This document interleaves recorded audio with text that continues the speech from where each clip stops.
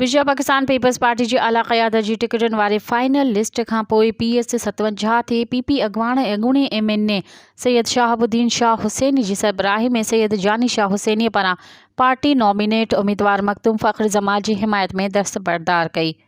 Husaini house ते press conference कंदे चयो त पाकिस्तान जे पीपल्स पार्टी जे हुकुम खे लबेक चऊं था ऐं पार्टी पारां PP टिकट होल्डर मखदूम फ़ख्र जमात जी हिमायत में दस्तबरदार कयां थो ऐं पार्टी जो कयल फ़ैसिलो ते अजा कयां थो।